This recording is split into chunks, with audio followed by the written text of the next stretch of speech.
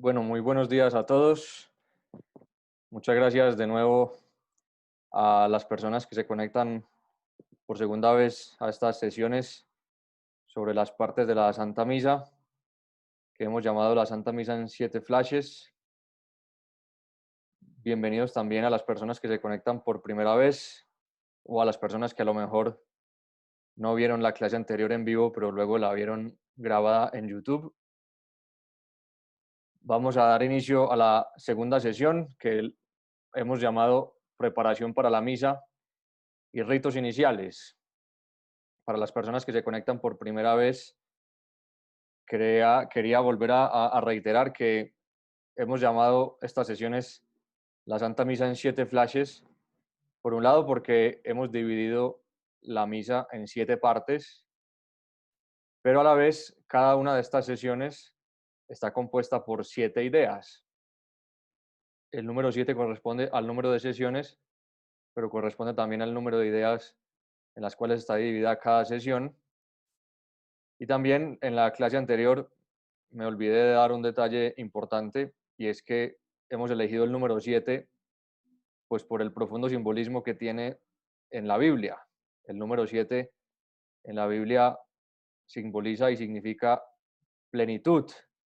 Es el número que simboliza como la perfección, la plenitud.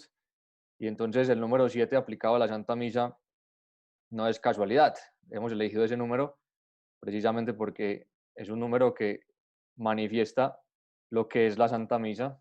La Santa Misa es plenitud pura. La Santa Misa es la eternidad en la tierra. Una de las ideas principales de la sesión anterior, que pueden ir a buscar a YouTube, es que la Santa Misa es la tierra en el cielo. Es lo más cercano que podemos tener los hombres y las mujeres a la liturgia celestial a la cual estamos llamados todos a participar una vez dejemos esta tierra, una vez el Señor nos llame a su presencia. También les recuerdo que pueden hacer preguntas en el chat. La idea es que esta sesión dure unos 40 minutos más o menos, y después de que yo termine de transmitir las 7 ideas de hoy, habrá posibilidades de preguntas, las pueden ir dejando en el chat, y yo al final de la clase, cuando deje de compartir pantalla, ya podré ir viendo sus preguntas y ya podré ir también resolviendo las dudas que se puedan presentar al respecto de lo que tratemos en esta sesión. Vamos a dar inicio entonces. La sesión de hoy se llama Los partidos comienzan en la previa. Ya dije en la clase anterior que a mí me gusta mucho el fútbol y que me ayuda mucho utilizar imágenes pues que tienen que ver con este deporte para la vida espiritual también. Y esto es una creencia que pues que todos los amantes del fútbol o de cualquier deporte comparten. Si uno ve las transmisiones de televisión de los partidos de fútbol, pues cuando un partido es muy importante, se dedica muchísimo tiempo a prepararlo. Y mientras más importante es el partido, más largas son las previas. Hace pocos días fue la final de la UEFA Champions League, y pues la televisión estuvo una semana hablando de eso, y el mismo día del partido los programas de opinión comenzaron muchas horas antes. Y si pensamos en cualquier momento importante de nuestra vida, nos damos cuenta de que esos momentos han venido precedidos por una preparación larga, profunda, seria. Una persona que se va a casar tiene que emprender una gran cantidad de preparativos, del vestido, de la iglesia, de la decoración, de las gestiones burocráticas, obviamente la preparación espiritual, que es la más importante.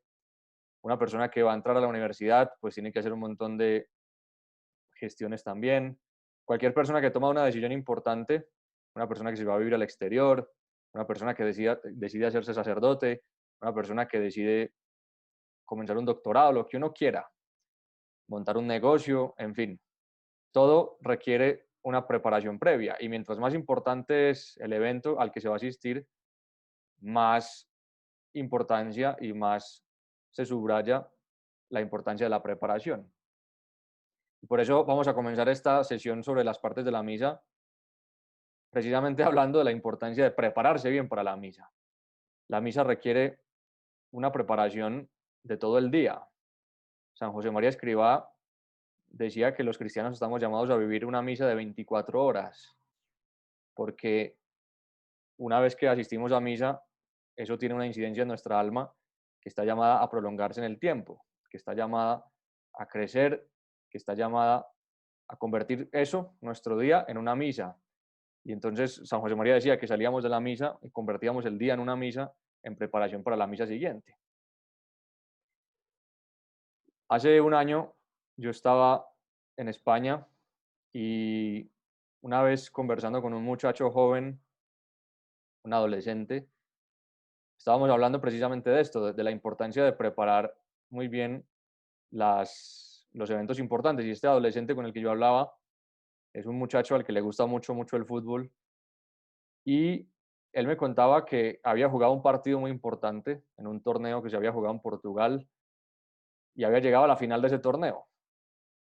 Y entonces él contaba que claro, cuando estaban yendo en el autobús previo al partido, nadie hablaba, sino que a todos naturalmente les salió pues como una cosa, digamos, espontánea, quedarse en silencio.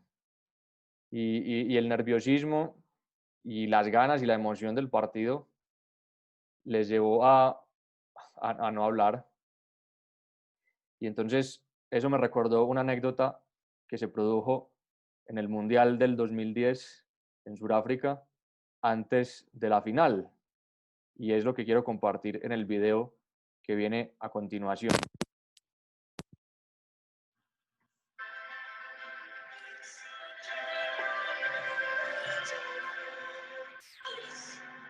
Y el trayecto al campo fue largo.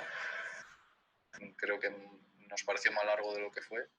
Y aquel día había un silencio increíble en el autobús.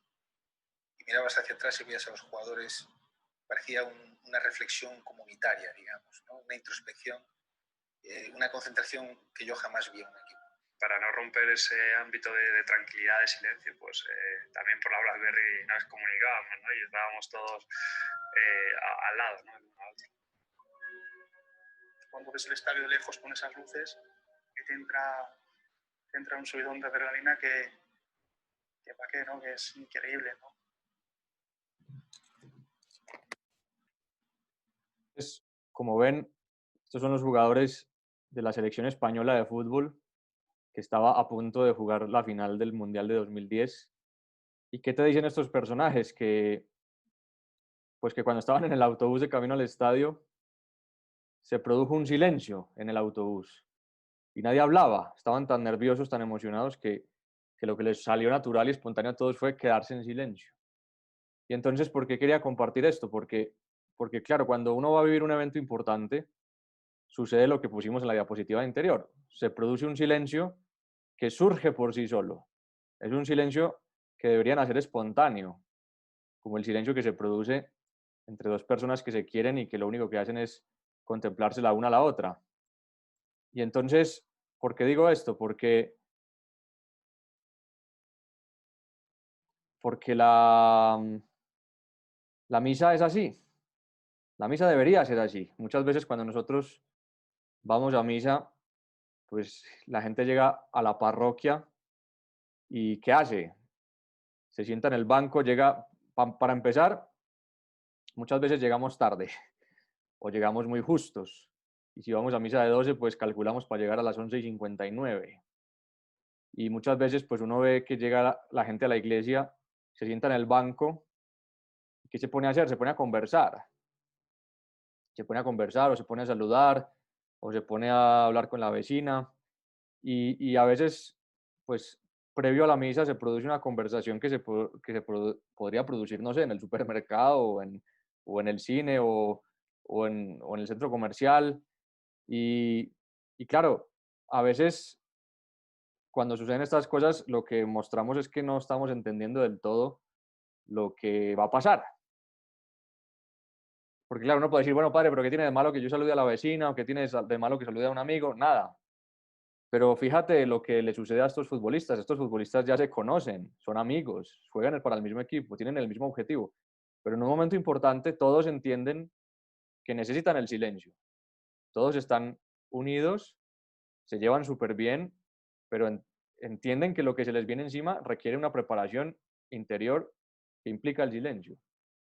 Y entonces es bueno que no tengamos miedo ni pena a llegar a la iglesia y esperar al final de la misa para saludar a la gente. Y más si es gente de nuestra familia, pues que sabemos que vamos a ver después. ¿Por qué? Porque esos minutos previos a la misa son muy importantes para meternos de lleno en lo que va a pasar. También porque el silencio también es oración, que la oración es diálogo con Dios, pero como sabemos bien, los diálogos no siempre están llenos de palabras, los diálogos también contienen silencios. Y esto lo vemos en cualquier ámbito. Hay un autor inglés que se llama C.S. Lewis, bueno, es de origen irlandés, de Irlanda del Norte, británico, que dice que un amigo es aquella persona con la que ningún silencio es incómodo, que esto también ya lo decían algunos autores medievales. Un amigo es aquella persona con la que ningún silencio es incómodo, es decir, un amigo es una persona con la que nos podemos quedar en silencio sin decir nada mucho rato y nadie se va a sentir incómodo porque ya está el ambiente de intimidad. Entonces, también esto es bueno que nosotros lo apliquemos a la misa y que lo apliquemos a nuestra relación con Dios. O sea, que de verdad lleguemos a la misa con una conciencia interior fuerte de lo que va a pasar, de que en ese momento, en esa media hora, en esos 35 minutos, se va a producir el evento más importante de la historia que se renueva cada día. Y entonces, insisto, primera idea, un silencio que se produce por sí solo. Es muy bueno que lleguemos a la misa con esa disposición de estar en silencio, de ponernos delante de nuestro Padre Dios y de dejar que el Espíritu Santo poco a poco vaya aclimatando nuestra alma para que podamos ir creciendo, para que podamos ir, digamos, ambientándonos. Continuamos con la segunda idea. Esta también es una idea tomada del fútbol y es que dar la vida por los colores. Esto en el ámbito del deporte se utiliza mucho. Dar la vida por los colores, el uniforme no es indiferente. Y entonces ya comenzamos a meternos de lleno en la misa. Una recomendación que les puedo hacer es que en estas sesiones, a partir de este momento, sirve mucho tener un misal al lado. Un misal es ese libro en el cual están recogidas las diferentes partes de la misa. Entonces, yo les recomiendo a los que están conectados que en estas sesiones les puede ayudar mucho tener un misal, porque lo que vamos a hacer es ir repasando poco a poco las partes de la misa. Y como dijimos antes, la misa no empieza cuando el sacerdote sale. La misa empieza mucho antes, porque mientras ustedes, la mayoría de ustedes me imagino que me están escuchando, son laicos, cuando ustedes están en el banco, en silencio, recogidos, preparándose para la Santa Misa, los sacerdotes, ¿dónde estamos? Los sacerdotes estamos en la sacristía. Los sacerdotes estamos en la sacristía también en silencio, preparándonos para la Santa Misa. Y entonces, ¿qué hace el sacerdote en la sacristía? Se pone los ornamentos. Por eso hemos dicho en esta diapositiva que el uniforme no es indiferente. ¿Por qué? Porque las vestimentas sacerdotales son muy importantes, tienen un significado muy profundo y por eso el uniforme no es indiferente y por eso se trata de dar la vida por los colores. La liturgia tiene una serie de colores que responden a la época que se está viviendo o que responden a la fiesta. Por ejemplo, hoy es la fiesta del martirio de San Juan Bautista, entonces hemos celebrado la misa de rojo. Entonces, ¿qué hace el sacerdote cuando llega a la sacristía? Está en silencio, recogido, ya disponiéndose interiormente para la Santa Misa, y el sacerdote lleva a cabo una serie de ritos, lleva a cabo una serie de gestos, que son los que vamos a explicar ahora. El primer gesto es el que el sacerdote se lava las manos. El sacerdote va a ese sitio que se llama el lavabo y se lava las manos. Y mientras el sacerdote se lava las manos, está sugerido que diga unas oraciones, que son oraciones en latín. Da Domine virtutem manibus meis ad abstergenam omnem maculam ut sine pollutione mentis et corporis valeam tibi servire. Da, Señor, la virtud a mis manos para que pueda servirte sin mancha en mi cuerpo y en mi alma. Digamos que es una traducción así más o menos libre. Y entonces esto también nos mete a nosotros también. Recordemos una idea que dijimos en la clase anterior y es que también los laicos pueden vivir con toda la profundidad posible la Santa Misa. Y entonces también conocer estas oraciones del sacerdote ayuda mucho para ambientarnos. Si el sacerdote pide esto, da Domine virtutem manibus meis, purifícame, Señor, y limpia mi corazón, para que purificado con la sangre del Cordero, perdón, estoy leyendo la siguiente. Da, Señor, fuerza a mis manos para lavar toda fealdad y poder servirte sin mancha de cuerpo y de alma. Esto es lo primero que pide el sacerdote, y esto es muy bueno que pueda pedir también el laico. Fuerza a mis manos para lavar todo lo que me aparte de ti, lavarme y servirte sin mancha de cuerpo y de alma. Después de lavarse las manos, el sacerdote se pone la primera prenda. En un momento vamos a ver un video que explica todo esto. Bueno, es más, vamos a hacer lo siguiente, vamos a ver primero el video y luego les explico. Las vestimentas litúrgicas son empleadas por los sacerdotes y otros ministros durante la celebración de la Eucaristía. Está compuesta por los siguientes elementos: el alba, utilizada por todos los ministros de la celebración litúrgica y representa la pureza del alma lavada por el bautismo; el amito, que va sobre los hombros, alrededor del cuello y debajo del alba, simboliza la defensa de las tentaciones diabólicas; el cíngulo es un cordón con que se ciñe en el alba y representa la castidad; la estola simboliza el grado de autoridad sacerdotal.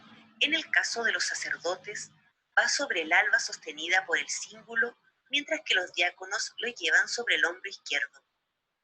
La casulla es la vestimenta exterior del sacerdote, va encima del alba y simboliza el yugo de Cristo y la caridad. Al igual que la estola, son diferentes colores, acorde a los tiempos litúrgicos o al motivo de la Eucaristía. Blanco se usa en el tiempo de Pascua y en las principales fiestas de Jesús y María. Rojo se utiliza en Viernes Santo, Pentecostés y en las conmemoraciones a los mártires. Verde se emplea durante el tiempo ordinario o ciclo santoral. Morado se ocupa en el tiempo de Cuaresma, tiempo de Adviento, las celebraciones penitenciales y funerales.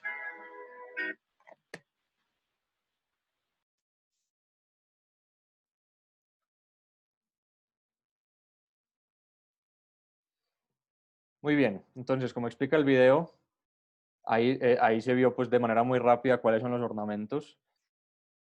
Entonces, después de lavarse las manos, decíamos, el sacerdote hace la señal de la cruz, porque todo lo que vamos a hacer a partir de ahora lo hacemos en el nombre del Padre y del Hijo y del Espíritu Santo. Todo lo que vamos a hacer está asignado por la Trinidad. Entonces, el primer ornamento que se pone el sacerdote es el amito. El amito es una especie de tela cuadrada que nos ponemos alrededor de los hombros, ceñida por 2 hilos, y cuando nos ponemos el amito estamos invitados a decir esta oración. Pon, Señor, sobre mi cabeza un yelmo de salvación para rechazar los asaltos del enemigo. El amito, antes de ponérselo en los hombros, uno se lo pone un momento en la cabeza, besa la cruz, y eso simboliza precisamente esto, la petición que hacemos al Señor para que nuestra cabeza, nuestros hombros estén cubiertos por el yelmo de la salvación, como decía San Pablo, y que toda nuestra cabeza, todos nuestros sentidos puedan estar concentrados en la Santa Misa mientras la celebramos. Después nos ponemos el alba, que como dice el video, es el ornamento que comparten todos, sacerdote, obispo, diácono, monaguillo, todos los que participan en el servicio de la Santa Misa. Y cuando nos ponemos el alba, que es blanca, precisamente por el color blanco, que es un símbolo fuerte, pedimos al Señor que purifique nuestro corazón. Purifica, Señor, y limpia mi corazón para que, purificado con la sangre del Cordero, pueda gozar de las alegrías eternas. Este símbolo de la sangre del Cordero ya lo utilizamos también en la clase pasada y es una imagen del Apocalipsis, porque en un momento el Apocalipsis muestra a una multitud de personas vestidas de blanco, precisamente con un alba, y San Juan, en la visión del Apocalipsis, pregunta, ¿quiénes son esas personas? Y se le contesta, son las personas que han lavado sus vestidos en la sangre del Cordero. Y entonces esa alba, esa tela blanca, simboliza ese deseo de pureza y de ser lavados por la sangre de Cristo. Después, como el alba es una tela larga que queda muy holgada, lo siguiente es ponerse el cíngulo, que es lo que hace es ceñir el alba para que no se arrastre y para que sea elegante, para que sea digna. Y cuando nos ponemos el cíngulo decimos, cíñeme, Señor, con el cíngulo de la pureza y apaga en mis miembros el ardor de la concupiscencia, para que permanezca siempre en mí la fuerza de la continencia y de la castidad. Cuando nos ceñimos el cíngulo, le pedimos también al Señor que nos conceda esa virtud tan importante para todos los cristianos, sacerdotes y laicos, que es la virtud de la santa pureza, la continencia, la castidad. El cíngulo también simboliza esa petición que hacemos al Señor y también nos recuerda que así se vistieron los israelitas antes de celebrar la Pascua, que la misa es la nueva Pascua. Entonces los israelitas recibieron ese mandato del Señor de celebrar la Pascua con la cintura ceñida. Después nos ponemos la estola, que es esa tela un poco estrecha que nos ponemos encima de los hombros, que también tiene el color litúrgico. Los diáconos se la ponen cruzada, los sacerdotes nos la ponemos sobre los hombros en vertical. Y cuando nos ponemos la estola, ¿qué le pedimos al Señor? Devuélveme, Señor, la estola de la inmortalidad que perdí con la desobediencia de mis primeros padres, y aun cuando me acerque sin ser digno a celebrar tus sagrados misterios, haz que merezca los gozos eternos. Le pedimos al Señor que nos devuelva esa estola de inmortalidad, ese símbolo de inmortalidad que perdieron Adán y Eva con el pecado original. Le pedimos al Señor que nos devuelva a través de la obediencia todo aquello que perdimos por la desobediencia. Y finalmente, en el caso de los sacerdotes, que somos los ministros de la Eucaristía, nos ponemos la casulla. Los diáconos también sirven en la Eucaristía, pero ellos todavía no pueden celebrar la misa, ellos sirven la palabra, sirven el pan, pero no celebran la Eucaristía todavía. Entonces los diáconos se ponen la dalmática y los sacerdotes nos ponemos la casulla. ¿Y qué le pedimos al Señor con la casulla? Señor, ¿qué dijiste? Mi yugo es suave y mi carga ligera, concédeme que la lleve de tal modo que consiga así los auxilios de tu gracia. Entonces, como ven, todas estas son oraciones muy bonitas que van disponiendo al sacerdote a prepararse interior y exteriormente, a celebrar muy bien la Santa Misa, y por eso es muy bueno que los laicos conozcan esto, es muy bueno que los laicos conozcan qué es lo que pasa en la sacristía mientras uno está ahí sentado en el banco esperando, como sin hacer nada, en teoría, como esperando que empiece la película, y esa es una actitud pasiva que no se puede dar en la misa, porque la misa no es simplemente como quien va al cine, como quien va al teatro y está esperando que arranque, no. La espera previa a la misa es una espera activa, como ya dijimos. Y entonces es muy bueno también que el laico sepa qué está haciendo el sacerdote dentro de la sacristía para irse disponiendo también. Incluso puede conocer estas oraciones, puede apropiarse estas oraciones y pedírselo al Señor a su manera, en fin.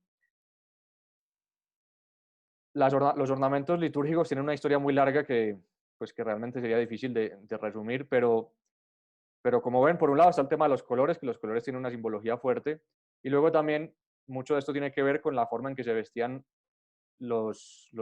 digamos, las personas en el Imperio Romano en los primeros siglos, porque digamos la diferencia que había entre un laico y un sacerdote desde el punto de vista de la vestimenta no era tan clara. Simplemente lo que hacían los sacerdotes era, pues porque en esa época todo el mundo se vestía allí con vestidos largos y todo esto, y con mantos. Entonces lo que se hacía en la misa era que se utilizaban prendas así, pero mejores. Y ya cuando vinieron las invasiones bárbaras y cambió mucho la vestimenta, se decidió que esa vestimenta que antes era una vestimenta muy parecida a la del laico, se mantuviera durante la Santa Misa, se mantuviera como una vestimenta cultual, precisamente para eso, para distinguir lo civil de lo cultual, es decir, para que el sacerdote en el momento del culto tenga unas vestimentas propias que hagan ver que lo que está pasando ahí es distinto a lo que pasa en el resto de la vida. Eso yo creo que así en resumidas cuentas, porque como digo, pues nos llevaría muy lejos intentar explicar la historia de los ornamentos. Pero sí también una cosa importante de los ornamentos es que están también pensados para despersonalizar al sacerdote. De hecho, si uno se fija, pues los ornamentos cubren a todo el sacerdote, o sea, uno está cubierto hasta la garganta y solamente se ve el rostro y las manos. Todo lo demás del sacerdote está cubierto por los ornamentos. Esto también tiene un sentido muy profundo y es que el sacerdote, cuando celebra la misa, es Cristo. Entonces, los ornamentos también apuntan a despersonalizar al sacerdote, apuntan a que todos nos demos cuenta de que El protagonista de la Santa Misa no es el padre fulano o el padre mengano, sino que es Cristo, que el sacerdote está actuando in persona et in nomine Christi, dice la Iglesia. Entonces también los ornamentos, como ven, tienen muchísimo sentido los colores, la historia, la preparación espiritual, pero también tiene este sentido que es la despersonalización del sacerdote para que quede muy claro que lo que está sucediendo allí es la vida de Cristo, es el sacrificio de Cristo, es el misterio pascual realizado por Dios nuestro Señor, el Verbo encarnado. Muy bien, y entonces el sacerdote sale de la sacristía. Ya una vez revestido sale de la sacristía y comienza el Vía Crucis. ¿Por qué? Porque la Santa Misa es la renovación del misterio pascual y ya recordarán que en la clase anterior dijimos que muchos santos, entre otros el Padre San Pío de Pietrelcina, decía que en toda la misa sucede toda la pasión. Y entonces la Iglesia siempre ha entendido que ese recorrido que hace el sacerdote desde la sacristía al altar nos puede evocar, nos puede ayudar a pensar en que Cristo tuvo que caminar hasta el Calvario, Cristo tuvo que hacer un recorrido.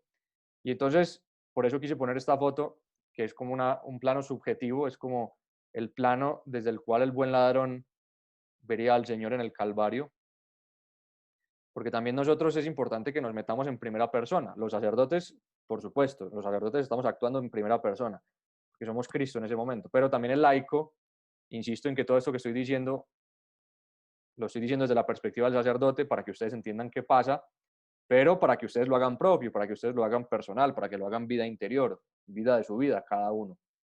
Entonces es importante también tener en cuenta esto, que la Iglesia, ese recorrido tan breve que hace el sacerdote desde la sacristía hasta el altar, lo entiende como eso, como el Vía Crucis, como si el sacerdote en esa procesión estuviera llevando la cruz con él. Y los sacerdotes estamos ahí en el Calvario, como esta foto, viendo al Señor muy cerca, siendo a la vez el Señor, y por lo tanto también es muy bueno que todos nosotros vivamos cada segundo de la misa, cada movimiento, cada gesto, cada palabra tiene un sentido. En la misa no hay nada casual, en la misa no hay nada que se haya dejado al azar a ver qué pasa, y por eso también los sacerdotes tenemos esa responsabilidad grande, grande, grande de respetar las rúbricas. Las rúbricas son las indicaciones que están escritas en el misal. Nosotros tenemos esa responsabilidad grande de respetar todo lo que está ahí escrito, porque la misa no es algo nuestro, la misa no es algo que nosotros nos inventamos, la misa no es algo que nosotros diseñamos a nuestro antojo, es una herencia que nos ha dejado el Señor en la última cena y en el Calvario, y que la Iglesia ha ido modelando toda junta, la Iglesia toda, no una persona individualmente, sino la Iglesia toda, ha ido modelando, ha ido, digamos, sacando del tesoro que el Señor le dio, pues todos esos gestos, todas esas palabras y toda esa simbología fuerte. Entonces también fíjense que una cosa tan sencilla como el recorrido que hace el sacerdote desde la sacristía hasta el altar tiene un simbolismo muy, muy profundo. Y esto se ve en esta oración. Esta oración es una de las oraciones que el sacerdote está invitado a recitar mientras camina desde la sacristía hasta el altar. Eso también es muy bueno que ustedes lo sepan, que los sacerdotes durante toda la misa estamos diciendo un montón de cosas interiormente.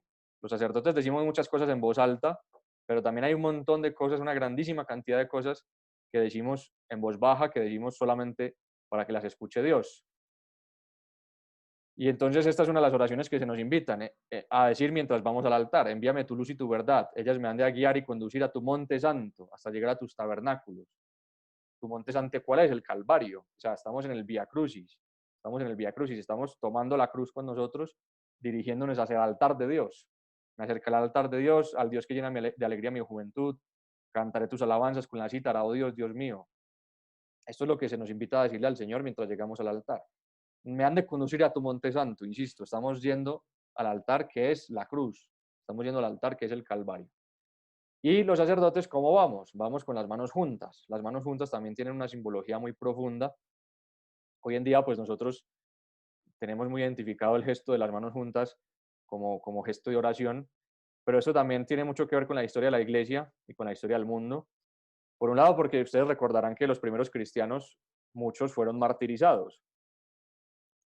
También si uno mira las catacumbas en Roma, ve que el gesto de oración en muchos casos es este, porque hay muchas pinturas en las cuales aparecen las personas con los brazos abiertos mirando hacia arriba, que esto es uno de los gestos también que hacemos los sacerdotes, Pero está este gesto que es el de orar. ¿Por qué? Porque los primeros cristianos, muchos morían mártires, morían encarcelados, morían en el Coliseo y morían con las manos apresadas, morían con las manos amarradas. Entonces, este es un gesto que simboliza también esa oración de los primeros cristianos que daban su vida con las manos encadenadas. Y también en la Edad Media, durante el feudalismo, había una ceremonia que era la ceremonia en la cual el siervo le manifestaba obediencia al señor feudal, a su patrón, a su amo. Y ese gesto, ¿cómo se hacía? La persona ponía las manos juntas y el amo las tomaba dentro de sus manos. Y eso es un gesto de obediencia, es un gesto de promesa de servicio. Y ese gesto lo hacemos los sacerdotes cuando somos ordenados. Esto hace parte del rito de ordenación sacerdotal. Los sacerdotes ponemos las manos juntas y las introducimos dentro de las manos del obispo. Y esto es un gesto de obediencia, esto es un gesto de servicio. Y entonces también vemos que cuando el sacerdote entra con las manos juntas, está manifestando eso, está manifestando su oración, como los primeros cristianos, y está manifestando su deseo de servir al altar de Dios, está manifestando su deseo de servir a la iglesia con esa herencia que ha recibido de parte de la Trinidad Santísima. Una vez que el sacerdote llega al altar, hace una reverencia profunda delante de la cruz. Siempre que hay Santa Misa es importante que haya una cruz encima del altar. La cruz no es, digamos, una presencia que se pueda obviar. La cruz es importantísimo que esté presente encima del altar, porque todo lo que vamos a hacer lo vamos a hacer precisamente en nombre de Cristo, en conmemoración mía. Hacer esto en conmemoración mía, ¿qué? Todo el misterio pascual, que se consuma en la resurrección, pero que tiene un punto central en el sacrificio del Señor en el Calvario. Y el sacerdote sube al altar y lo besa. ¿Qué simboliza el altar? El altar también es Cristo, porque sabemos muy bien que Cristo es altar, sacerdote y víctima. Cristo es las tres cosas. Cristo es sacerdote eterno y por lo tanto Él es el sacerdote, el altar y la víctima del sacrificio. Las tres cosas a la vez. Entonces, cuando el sacerdote besa al altar, está besando a Cristo. Está besando a Cristo, que es la roca. Así lo llama también San Pablo. Cristo es la roca. Cristo es la piedra que desecharon los arquitectos, ahora ha venido a ser la piedra angular. Cristo es la piedra que sostiene nuestra vida, la piedra que sostiene la iglesia, la piedra que sostiene la humanidad, la piedra que sostiene la historia.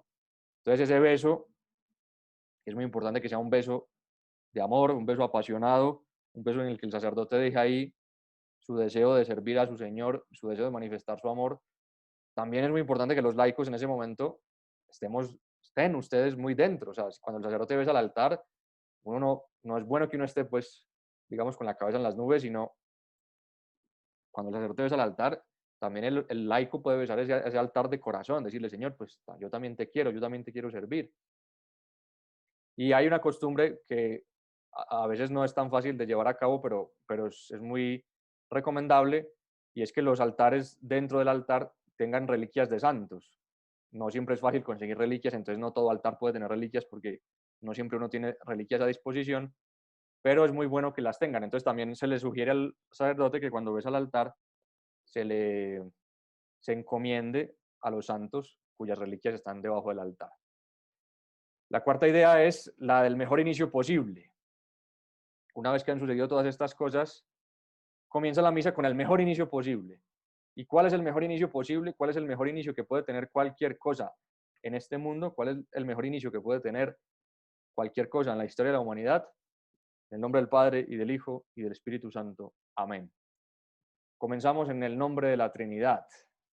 Este es el mejor inicio posible, no hay mejor manera de comenzar, porque todo lo que va a suceder en la misa está envuelto por el misterio y por la acción de la Trinidad. Por eso la misa empieza en el nombre del Padre, y del Hijo y del Espíritu Santo, y termina con la bendición en el nombre del Padre, y del Hijo y del Espíritu Santo. Toda la misa está envuelta en el misterio de la Trinidad, porque la misa es acción de Dios. San José María también lo decía, la misa es acción trinitaria, la misa no es acción humana. Entonces, cuando comenzamos con la señal de la cruz, estamos comenzando con el mejor inicio posible. Y esto es una costumbre que tienen, por ejemplo, muchos deportistas, como Kobe Bryant, famoso basquetbolista que falleció a principios de este año. Antes de los partidos, ¿cómo comenzaba? Haciéndose la señal de la cruz. Y esto lo hacen muchos deportistas en todos los ámbitos del deporte, comenzar haciendo la señal de la cruz, porque esto es poner toda nuestra vida en manos de Dios. Esto es comenzar la misa de la mejor manera, es comenzar pues como el Señor quiere que comience, en el nombre del Padre y del Hijo y del Espíritu Santo. Esto es muy, muy importante también que nosotros lo tengamos presente. ¿Qué actitud tenemos cada uno de nosotros cuando hacemos la señal de la cruz? Porque claro, tenemos un riesgo y es que la señal de la cruz la hacemos muchas veces al día. La hacemos muchas veces en el día, la hacemos muchas veces en muchos momentos. Entonces, claro, uno corre el riesgo de acostumbrarse. Y claro, la señal de la cruz que hacemos al empezar la misa es una señal de la cruz especialísima. Podemos hacer la señal de la cruz 1000 veces al día, pero la que hacemos al empezar la misa es fundamental, porque nos introduce en ese misterio. Y después, ¿qué dice el sacerdote? El sacerdote dice, en latín dice, Dominus vobiscum, et cum spiritu tuo. El Señor esté con ustedes y con tu espíritu.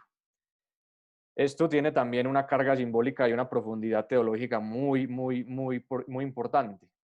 Si ustedes recuerdan las cartas de San Pablo, muchas de estas cartas empiezan con saludos de este estilo. La gracia de nuestro Señor Jesucristo, el amor del Padre, el amor del Espíritu Santo esté con todos ustedes, con tu espíritu. Entonces, ¿qué hace el sacerdote? El sacerdote abre las manos. ¿Qué simboliza esto? Que el sacerdote le está hablando a toda la humanidad. Esto lo han dicho todos los santos que han tenido unas intuiciones muy profundas sobre lo que sucede en la misa. Esto también lo dijimos la clase pasada, pero creo que lo voy a decir en todas las sesiones porque esto es muy importante interiorizarlo. En la Santa Misa no está solamente presente el sacerdote, en la Santa Misa no está solamente presente los laicos que están ahí. Es más, en la misa puede haber solamente un sacerdote viejito que no se entera y un niñito que le está ayudando y que tampoco se entera. Y ahí está presente toda la iglesia. Está presente toda la iglesia triunfante, toda la iglesia militante, toda la iglesia purgante. Está presente toda la humanidad, porque ya lo dijimos en la clase pasada, todas las personas están convocadas a la misa. Otra cosa es que no todas vayan, porque no se dan cuenta de la grandeza de la misa, pero todos están convocados. Todos están llamados a ser bautizados y por lo tanto todos están llamados a participar de la Eucaristía. Y entonces cuando el sacerdote abre las manos, ¿qué está haciendo? Le está hablando a toda la humanidad. El Señor esté con ustedes. ¿Con quiénes? ¿Con los 5 gatos que están ahí? No. Con los 5 gatos también, por supuesto, pero con toda la humanidad de todos los tiempos. El Señor esté con ustedes. Y en nombre de la humanidad contestan las personas que están ahí presentes. Y con tu espíritu. Esto es súper bonito. ¿Por qué? Porque la respuesta y con tu espíritu, ¿qué simboliza? Simboliza la profunda unión que hay entre el sacerdote y el pueblo de Dios. El sacerdote como pastor, el pueblo fiel también como seguidores de Cristo. Hay una profunda unión entre el sacerdote y su pueblo. Y esto, el Papa Francisco tiene textos súper bonitos, porque el Papa Francisco tiene esto muy dentro de su corazón, la importancia del pueblo santo fiel de Dios. El Papa Francisco utiliza mucho esta expresión, el pueblo santo fiel de Dios, porque el pueblo es el pueblo de Dios, el pueblo es una cosa santa, el pueblo es algo santo para Dios, el Señor ama a su pueblo. Y entonces hay una profunda unión entre el sacerdote y el pueblo de Dios. El sacerdote está precisamente para pastorear a ese pueblo. Y en ese orden de ideas, cuando uno contesta y con tu espíritu, ¿qué está deseando? Está deseando que el sacerdote sea santificado. El pueblo le desea, el Señor, el sacerdote le desea al pueblo, el Señor esté con ustedes. O sea, les estoy deseando lo mejor que puedo desearles. Les deseo que el Señor esté con ustedes. Y ellos contestan, y con tu espíritu. O sea, el sacerdote desea que el pueblo sea santificado y el pueblo desea que el sacerdote sea santificado también. Y eso para un pueblo es muy importante, que su sacerdote sea santo. Entonces, cuando contestan y con tu espíritu, el pueblo está deseando, le está diciendo al sacerdote, deseamos que tú seas santificado, deseamos que el Espíritu del Señor habite en tu espíritu. La quinta idea, después de hacer la señal de la cruz y después de decir, el Señor esté con ustedes, con tu espíritu, el sacerdote que dice, hermanos, para celebrar dignamente estos sagrados misterios, reconozcamos nuestros pecados. Esto es un momento importantísimo de la Santa Misa. Y fíjense lo que dice el sacerdote, que lo va a decir otras veces en la misa, para celebrar dignamente estos sagrados misterios. La misa es un conjunto de misterios. En la misa suceden muchos misterios, porque en la misa se suceden todos los misterios de la vida de Cristo, todo el amor de la Trinidad. Por eso comenzamos la misa pidiendo purificación. Acuérdense de lo que dijimos del sacerdote en el inicio de la sacristía. ¿Qué es lo primero que hace el sacerdote? Lavarse las manos. Da Domine virtutem manibus meis. Da, Señor, pureza a mis manos, para limpiar toda mancha y te pueda servir dignamente. Pues volvemos a purificarnos, volvemos a pedirle al Señor, Señor, queremos servirte, queremos estar en la mejor disposición para que actúes en nuestra vida. ¿Qué tenemos que hacer? Purificarnos. ¿Y cómo nos purificamos? Reconociendo nuestros pecados. Y esto lo vamos a hacer en otros momentos de la misa. Y esto yo creo que cualquier persona lo entiende de una manera muy evidente. Siempre que uno va a asistir a un evento importante, se purifica. O sea, nadie va a una fiesta, a una boda, a un matrimonio, sin haberse bañado, limpiado, puesto elegante. La gente cuando va a eventos importantes se prepara y parte de la preparación es la purificación. Un buen baño, una buena ducha, un buen perfume, etcétera, etcétera. Con la misa mucho más, porque vamos a celebrar muchos misterios, vamos a celebrar todos los misterios de la Trinidad, todo lo que el Señor nos ha entregado, todo el amor de Dios, toda la vida de Cristo. Entonces el sacerdote dice, para celebrar dignamente estos sagrados misterios. Y eso también nos mete mucho a nosotros dentro de la misa, porque nos damos cuenta de que estamos viviendo la liturgia celestial en la tierra. Nosotros vamos a participar de lo que ya está sucediendo en el cielo. Lo que nosotros vamos a decir en la tierra lo están diciendo también los ángeles y los santos. Y entonces después de decir, por mi culpa, por mi culpa, por mi gran culpa, el sacerdote termina con esta frase, con esta absolución, que es la que nos perdona los pecados veniales. Como sabemos bien, cuando uno dice el yo confieso con verdadero dolor de amor, con verdadero arrepentimiento, se nos pueden perdonar los pecados veniales. Con esta fórmula de absolución del sacerdote, Dios Todopoderoso tenga misericordia de nosotros, perdone nuestros pecados y nos lleve a la vida eterna. Ahí todos pedimos al Señor, amén. Así sea, Dios Todopoderoso perdone nuestros pecados y nos lleve a la vida eterna. Amén. Y concluimos ese acto de petición de perdón volviendo a decir, Señor, ten piedad, Cristo, ten piedad, Señor, ten piedad. Estamos como de verdad metiéndonos en ese deseo de que el Señor nos perdone, de que el Señor nos purifique, de que el Señor nos prepare para vivir en toda su hondura los santos misterios. Y entonces, después, ¿qué sucede? Sucede el alegre abrazo entre el cielo y la tierra. Esto solamente sucede, digamos, explícitamente. Esto sucede todos los días en todas las misas, pero explícitamente sucede cuando los domingos y las fiestas. ¿Por qué? Porque después del Señor ten piedad, Cristo ten piedad, Señor ten piedad, viene el gloria a Dios en el cielo. Y entonces aquí sucede un alegre abrazo entre el cielo y la tierra. ¿Por qué? Porque cuando nosotros estamos en misa y decimos gloria a Dios en el cielo y en la tierra paz a los hombres que ama al Señor, ¿qué estamos diciendo? Estamos diciendo lo que dijeron los ángeles el día de Navidad, que es el día en que sucedió para el mundo ese alegre abrazo entre el cielo y la tierra, porque es Jesucristo con su encarnación el que permite que el cielo y la tierra se vuelvan a abrazar. Toda esa ruptura que había por el pecado de Adán y Eva, es Cristo que con su encarnación viene a subsanarlo. Y es la encarnación la que permite que se dé un alegre abrazo entre el cielo y la tierra. Y esa noche maravillosa que es la noche de Navidad, una noche que todos como cristianos amamos profundamente, pues en esa noche de Navidad estupenda, maravillosa, sucede un alegre abrazo entre el cielo y la tierra.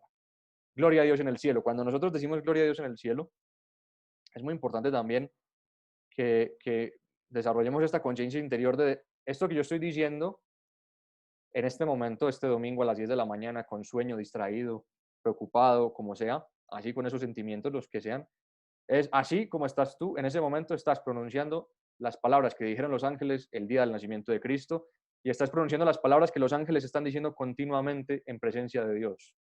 Gloria a Dios en el cielo, gloria a Dios en el cielo, gloria a Dios en el... Eso es lo que está pasando en el cielo continuamente. La alabanza eterna de los ángeles y los santos y de María Santísima a la Trinidad Beatísima. Entonces, cuando decimos gloria a Dios en el cielo es precioso porque estamos uniéndonos con nuestros cuerpos, con nuestros labios, a lo que está sucediendo en ese instante, en ese mismo momento en el cielo. Por eso también es muy bueno que en la misa apliquemos mucho la imaginación, porque no es simplemente imaginación, es real. Y esto lo diremos ya varias veces, que poco a poco vayamos metiéndonos y siendo capaces de imaginarnos rodeados de ángeles, rodeados de santos, que nos demos cuenta de que ahí está toda la humanidad. Finalmente, la última idea, un resumen muy bien logrado. Después del Gloria, ¿qué viene? Viene la oración colecta. La oración colecta es el resumen de lo que la iglesia quiere celebrar ese día. ¿Y por qué se llama oración colecta? Porque el Señor dice, el sacerdote dice, oremos. Y entonces uno dice, pero a ver, un momentico, ¿por qué el sacerdote dice oremos si orar es lo que llevamos haciendo desde el principio? El sacerdote dice esto varias veces en la misa, oremos, oremos, oremos. ¿Por qué dice el sacerdote varias veces oremos?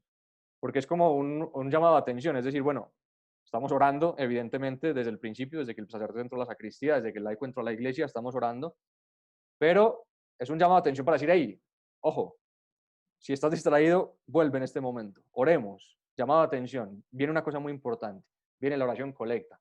¿Y por qué se llama la oración colecta? Porque el sacerdote abre las manos, dice oremos, y el sacerdote recoge en ese momento todas las intenciones, todas las preocupaciones, todas las ilusiones de todas las personas. Colecta, el sacerdote recolecta. Y esto, aquí viene una cosa que yo tendría que haber dicho antes cuando hablamos de la petición de perdón, del yo confieso, porque antes del yo confieso es muy importante que el sacerdote haga un momento de silencio. ¿Para qué? Para que cada persona haga un acto de contrición personal y pida perdón por sus pecados y por los de toda la humanidad. Los silencios en la misa se suceden unos tras otros para que cada uno haga propia esa oración. Es muy importante que el sacerdote lo haga antes de yo confieso ante Dios Todopoderoso y ante vosotros hermanos. Ahí el sacerdote debe hacer silencio. Y aquí también, cuando el sacerdote dice oremos, es bueno que haga silencio. ¿Para qué? Para que cada uno de nosotros en su corazón, en su interior, por eso puse esa imagen del corazón que se forma con los libros, porque en ese momento lo que el sacerdote es tomar nuestro corazón por entero, donde residen nuestros miedos, nuestras ilusiones, nuestros deseos, nuestra familia, nuestros amores, todo, el sacerdote lo toma y lo pone delante de Dios Padre, delante de Dios Hijo, delante de Dios Espíritu Santo. Entonces es un resumen de nuestra vida, es un resumen de lo que está en nuestro corazón y también es un resumen de lo que la iglesia celebra ese día. Por ejemplo, hoy es la fiesta de San Juan Bautista, entonces en la oración colecta que dijimos, oh Dios, tú has querido que San Juan Bautista fuese el precursor de tu Hijo en su nacimiento y en su muerte. Concédenos que así como él murió mártir de la verdad y de la justicia, luchemos nosotros valorosamente por la confesión de tu verdad. O sea, en la oración colecta vean que hay muchas cosas. Está primero una invocación a Dios. Después, ¿qué es lo que estamos celebrando? Estamos celebrando que Dios ha querido que San Juan Bautista fuese precursor también del Señor en su muerte. Y entonces, después de invocar a Dios, de recordar lo que estamos celebrando, le pedimos que también eso que San Juan Bautista supo hacer, nosotros lo hagamos también. Este es un esquema que se repite mucho en las oraciones colecta. Invocación, alabanza, recuerdo de lo que estamos celebrando y después petición para que nuestra vida también pueda identificarse con eso que estamos celebrando. Muy bien, con esto damos por terminada la parte, digamos, de la explicación y ahora vamos a dar pie a las preguntas.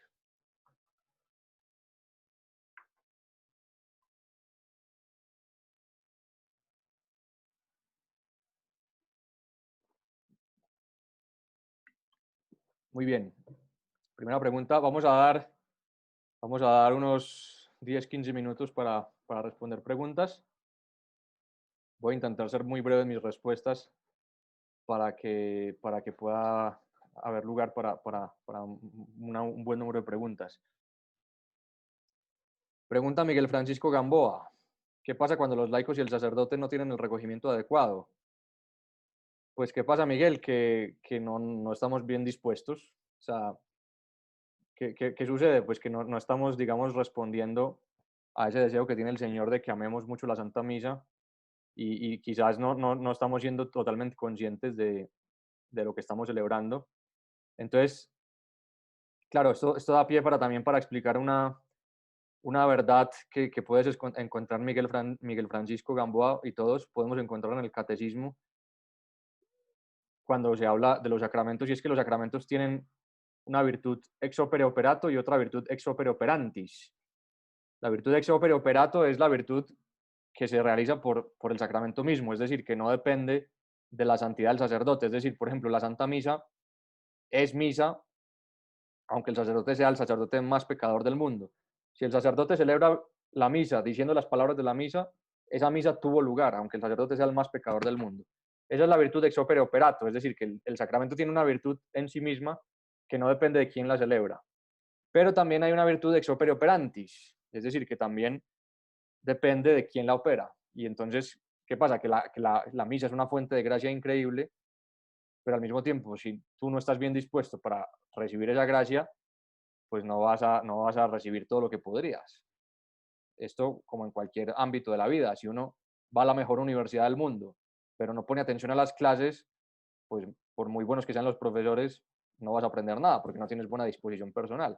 Entonces lo mismo sucede con la misa. Está pasando lo más grande que puede suceder, pero si yo no estoy preparado y no estoy interesado, puedo tener delante lo más grande del mundo, pues que no me voy a enterar. Chesterton, este autor inglés, decía eso, o sea, que la mediocridad es estar delante de lo sublime y no darse cuenta. Esto se aplica perfectamente a la misa. Muy bien. Pregunta Michael Capella si el altar debe tener alguna dimensión, cuadrado, rectangular, circular. Michael, pues no hay una dimensión concreta porque obviamente depende también del lugar. O sea, obviamente no es lo mismo un oratorio pequeñito como que una catedral. Entonces, obviamente el altar tiene que tener unas dimensiones acordes al lugar donde está.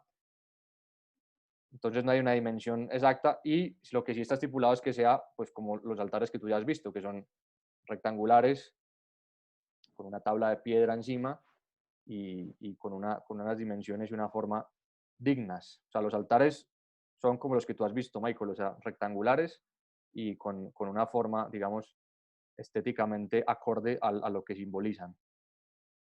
Marta Luque pregunta, ¿en el momento penitencial es posible el perdón de los pecados en esta época de pandemia que no hay posibilidad de confesión para la mayoría de personas? Marta, el Papa Francisco ya ha explicado muchas veces qué hacer en esta época de pandemia. Yo te invito a repasar lo que el Papa Francisco ha dicho porque esas inquietudes que tienen todos los cristianos y son inquietudes legítimas, pues el Papa Francisco conoce muy bien esas inquietudes y por lo tanto el Papa ya ha respondido a todas esas inquietudes también desde hace varios meses.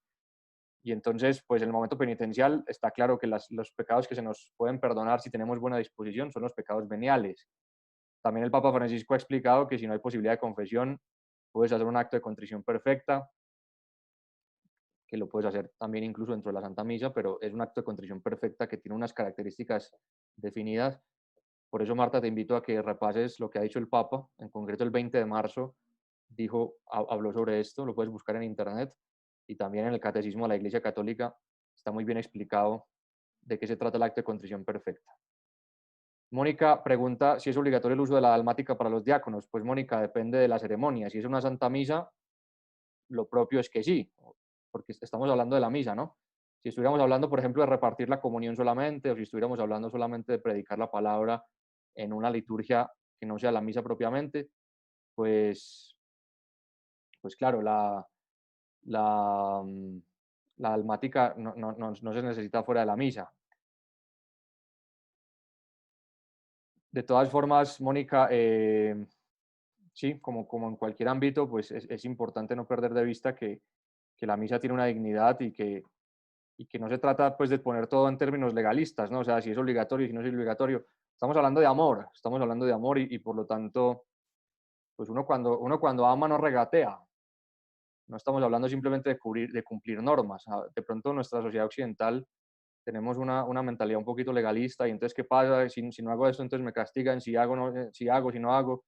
Ese tipo de preguntas muchas veces nos las hacemos y es bueno no ver la liturgia tampoco como una cuestión propiamente legal, porque la liturgia es una cuestión de amor, es un regalo que el Señor nos ha hecho y por lo tanto, pues también los sacerdotes y los diáconos estamos llamados a no regatear y a corresponder ese amor infinito que el Señor nos tiene. Pregunta Daniel, si podemos explicar lo que significa la palabra liturgia. Bueno, Daniel, es una palabra pues, general que viene del latín y también del griego, que significa pues servicio, significa ministerio. Y cuando hablamos de orden, de liturgia hoy en día, pues ¿a qué nos referimos? Nos referimos a todo el conjunto del ritual. O sea, cuando hablamos de liturgia es todo el orden, toda la forma con la cual se llevan a cabo las ceremonias de culto en las diferentes religiones. La liturgia se refiere a todo el conjunto de los rituales, de las ceremonias, de los signos, Es una palabra que viene del latín y que liturgia significa todo lo que tiene que ver con el ámbito ritual, con el ámbito del culto. La palabra liturgia engloba todo eso. ¿Por qué las oraciones que dice el sacerdote siguen siendo en latín? Pregunta Carolina. Carolina, las oraciones están en latín y están en español. Yo las dije en latín porque a mí me gusta mucho el latín y porque yo no sé mucho latín, me cuesta un poco el latín, pero me parece un idioma precioso, entonces intento decirlas en latín, porque también el latín es el idioma de la iglesia, por lo tanto también nos da un sentido de universalidad. Entonces, claro, cuando yo digo unas oraciones en latín, me hace mucha ilusión, porque sé que hay otras personas en el mundo que están diciendo esas mismas oraciones con esas mismas palabras. Entonces me hace sentirme muy unido al Papa, a la iglesia, a todo el mundo. Decirles en latín le da un sentido de universalidad muy fuerte a nuestra fe. Pero a lo que preguntas, pues no hay ninguna diferencia. Se puede decir perfectamente en español o en latín. Es más una cuestión de digamos, de devoción personal, ¿no? Pregunta Eliana, ¿es incorrecto o imprudente interrumpir al sacerdote cuando se está revistiendo y hasta que camina hacia el altar? Eliana, sí. Digamos que, pues no sé si la palabra sea incorrecto. Yo diría que no es el mejor momento. O sea, como ya explicamos, pues el sacerdote se está revistiendo. Y esto pasa mucho, pues que a veces pues llega uno a la parroquia y entonces tiene que dar un mandado o quiere saludar al sacerdote no es el momento para saludar, no es el momento para contar problemas, no es el momento para... Si acaso, pues una cosa que se puede hacer es, aunque tampoco es el mejor momento, pero si uno lo hace en ese momento, pues tampoco pasa nada porque quizás no se presenta otra ocasión. Pero uno en ese momento pues puede pedirle al sacerdote, padre, rece por mi mamá, padre, rece por mi papá. Bueno, ese tipo de cosas se pueden dar porque son perfectamente comprensibles y uno quiere que el sacerdote pues rece en la misa por esa intención y no tengo otra oportunidad, entonces lo hago en ese momento. Pero si pudiéramos evitarlo, le haríamos un gran favor al sacerdote porque claro, estamos interrumpiendo un diálogo de amor que el sacerdote está teniendo en ese momento con su Dios, con el amor de su vida, con Cristo, ¿no? Imagínate, Eliana, la oración del huerto, Jesús en toda esa intensidad hablando con su Padre y que viene alguien a decirle, Jesús, mañana va a llover, ¿no? O sea, digamos, es una cosa que está totalmente fuera de lugar, ¿no? Entonces también esa oración del huerto con toda esa intensidad nos habla de lo importante que es. Muy bien. Nora pregunta, hay varias fórmulas penitenciales, se hacen de acuerdo al tiempo especial, igualmente en tiempo se contempla la gloria. Padre, ¿hay varias fórmulas penitenciales? Sí, la respuesta es sí, se pueden hacer, hay varias fórmulas penitenciales y no están sujetas al tiempo. O sea, la más común es la del yo confieso, pero hay otras. Me parece que hay 4 formularios distintos y se puede utilizar cualquiera. En general, los sacerdotes utilizamos el yo confieso, porque yo creo que los fieles están acostumbrados y les sirve y les ayuda, pero existen otras fórmulas penitenciales. Y el Gloria, como decíamos durante la clase, se reza en el domingo y en las fiestas. ¿Qué pasa si el sacerdote omite, por ejemplo, el amito? Pregunta María Adelaida. Bueno, María Adelaida, lo que decíamos antes, ¿no? El sacerdote pues está llamado a responder con amor a lo que el Señor hace y lo mismo que pasa con un esposo y su esposa. O sea, ¿qué pasa si la mujer el día de su aniversario no se pone bonita? Pues no sé, ¿qué pasa? Pues que de pronto no está demostrando todo el amor por su marido. ¿Qué pasa si el marido el día del aniversario no se pone elegante? Pues, ¿qué pasa? Pues que no está demostrando todo el amor que podría. El amito, de todas formas, depende del tipo de alba. O sea, hay albas, esto quizás lo tendría que haber dicho antes, pero bueno, hay albas que tienen un cierre hasta arriba. O sea, como dijimos antes, lo importante es despersonalizar al sacerdote. O sea, lo importante es que esté cubierto. Entonces hay albas que tienen cierre y que el cierre llega hasta el cuello y entonces cuando el alba llega hasta el cierre, pues no hay necesidad de amito porque ya está cubierto el sacerdote hasta el cuello. Pero si el alba no es de cierre, sino que es una de esas albas así como abiertas, pues ¿qué pasa si el sacerdote no usa el amito? Pues que se ve horrible, que se ve súper feo, que se ve muy poco elegante. Y entonces el sacerdote, al omitir el amito, pues digamos, por desidia, por falta de amor, estaría manifestando precisamente eso, pues que le da igual salir a la misa mal vestido, que sería lo mismo que un esposo, pues que le da igual ir a una cena de aniversario importantísima e ir vestido pues de sandalias y en pantalón corto, ¿no? Pero insisto en que también depende del alba, ¿no? O sea, hay albas que tienen un cierre hasta arriba y entonces en ese caso no es necesario el uso de la mitra. Nora dice que no tuvimos inconvenientes porque no se autorizó el ingreso. Nora, no sé qué puede haber pasado porque en esta clase no estaba habilitada la sala de espera, entonces en principio no tendría por qué haber habido problema. De todas formas, la clase va a quedar grabada en YouTube, por si te perdiste algo del inicio, pues que sepas que va a quedar grabada, aunque me extraña la verdad porque precisamente deshabilité la sala de espera para que no hubiera estos problemas. Muy bien, última pregunta, Álvaro y Rosana. Álvaro y Rosana preguntan, si uno sigue la misa con el misal, ¿puede recitar la oración colecta o solo es potestad del sacerdote? Una pregunta súper interesante, muy buena pregunta, muchas gracias. Hay algunas oraciones que están totalmente excluidas, o más bien, están totalmente, son exclusivas del sacerdote. Hay muchas cosas durante la misa que son exclusivas del sacerdote. Una de ellas es la oración colecta, muy buena pregunta. De hecho, si tú sigues la misa con el misal, te darás cuenta de que el misal lo indica. El misal dice cuándo habla el sacerdote y cuándo hablan todos y cuándo hablan solo los laicos. Entonces, sí, muy buena pregunta porque esto es importante porque solamente el sacerdote es Cristo. Solamente el sacerdote actúa en persona Christi en ese momento. Por lo tanto, hay algunas cosas que solamente son exclusivas del sacerdote y una de ellas es la oración colecta y muchas otras pues que vendrán a lo largo de la misa. Pero muy buena pregunta, Álvaro y Rosana, porque también a veces en algunos sitios se pueden dar abusos, ¿no? O sea, que algunas personas con muy buena intención y con un deseo de manifestar su piedad hablan en momentos que no les corresponde y esto es bonito, pero no corresponde, ¿no? O sea, también es muy importante saber estar, saberse ubicar, saber cuál es el papel de cada uno y entonces también, pues a veces hay momentos en que gente con ganas de manifestar su piedad habla en momentos que no corresponde y eso es bonito porque queremos manifestar la piedad, pero también la piedad se manifiesta sabiendo estar, sabiendo cumplir con nuestro papel. Marta Luque pregunta si las clases quedan en el YouTube de Sacerdote a Bordo. Marta, sí, las clases quedan en Sacerdote a Bordo. Ya la clase anterior la subimos el mismo sábado y esta clase que ya vamos a dar por terminada también, si Dios quiere, la vamos a subir a nuestro canal en el transcurso de la tarde. Muy bien, muchísimas gracias por todo. Nuevamente les agradezco profundamente a todos los que se conectaron. Los invito nuevamente a conectarse el siguiente sábado.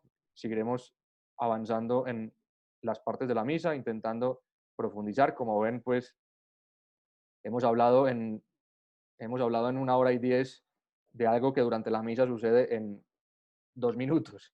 Esto nos da una demostración de cómo la misa pues es infinita, ¿no? Muy bien, les agradezco a todos ustedes por la participación y espero que podamos seguir compartiendo en las siguientes sesiones. Que estén muy bien. Hasta luego.